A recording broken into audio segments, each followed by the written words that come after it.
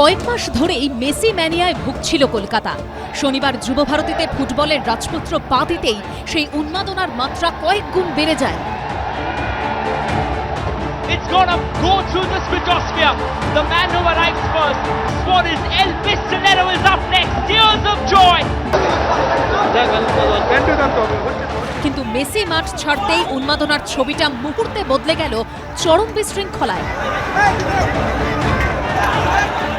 মেসিকে ঘিরে যে আবেগ তা ক্রমে পরিণত হলো এমন অস্বাভাবিক ক্রোধ রোষে। যুবভারতীতে জ্বলল আগুন, ভেঙে উপড়ে ফেলা হলো ক্যানোপি। স্টেডিয়াম থেকে মাঠে ধেয়ে এলো রাশি রাশি জলের বোতল। তাণ্ডব সামলাতে কার্যত পর্যুদস্ত হতে হলো পুলিশকে।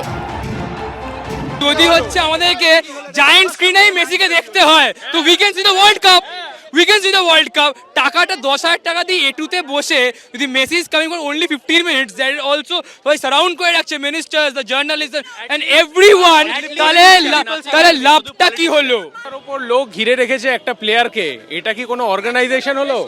100টার বেশি কোনো ভ্যালু নেই, তারা ঘিরে আছে। পলিটিশিয়ানরা সেলফি তুলছেন ওখানে, এটা কি মানে মেসিকে আনার মানে কি হয়? এটা তো নির্লজ্জতা।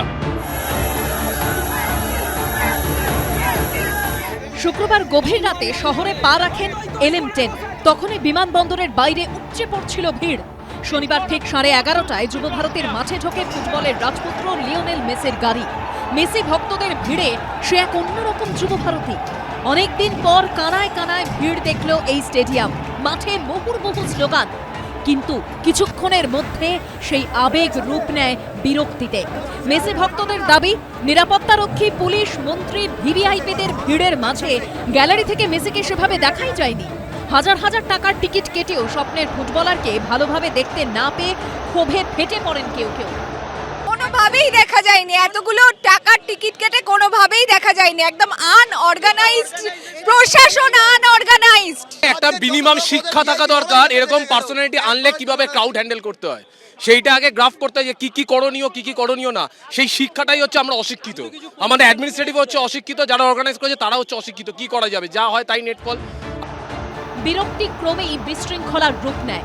এরপর মেসি মাঠ ছাড়তে গ্যালারি থেকে মাঠে নেমে আসে ভক্তরা। তাণ্ডব শুরু হয়। গ্যালারির চেয়ার ভাঙচুর, জলের বোতল ছোড়া। মধ্যে নেমে পড়েছেন এবং তারা কেউ মেসিকে দেখতে পাননি, সেই ক্ষোভ তারা উগড়ে দিচ্ছেন। বাকেট চেয়ার, সল্টলেক স্টেডিয়ামের 0049 বাকেট চেয়ার এখন স্টেডিয়ামের মধ্যে পড়ে রয়েছে। এরকমই ছবি এই মুহূর্তে সল্টলেক স্টেডিয়ামের মধ্যে।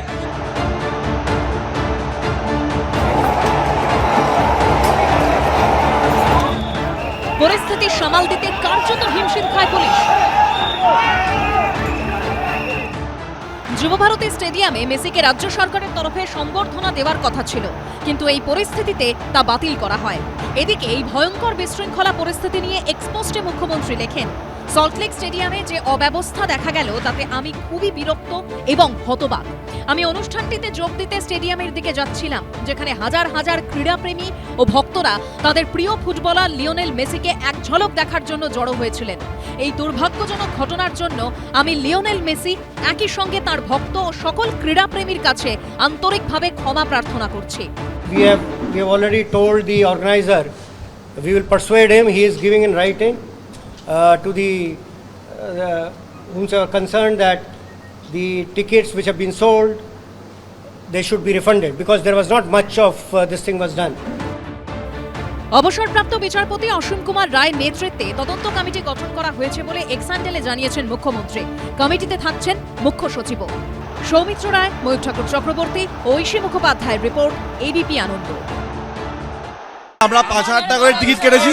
5,000 টাকার টিকিট, আমাদের নিজেদের 5,000 টাকার টিকিটে ওরা আজকে নিজেরা ছবি তুললো, আমরা একটা কিচ্ছু দেখতে পাইনি।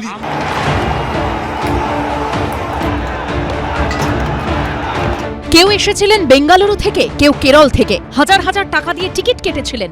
ইচ্ছে ছিল ফুটবলের শহরে ফুটবলের জাদুকরকে এক ঝলক দেখা, কিন্তু কোথায় কি?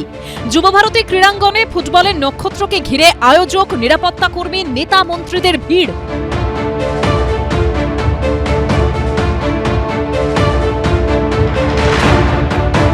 প্রিয় তারকাকে দেখতে না পেয়ে তাই উগড়ে পড়ল ক্ষোভ।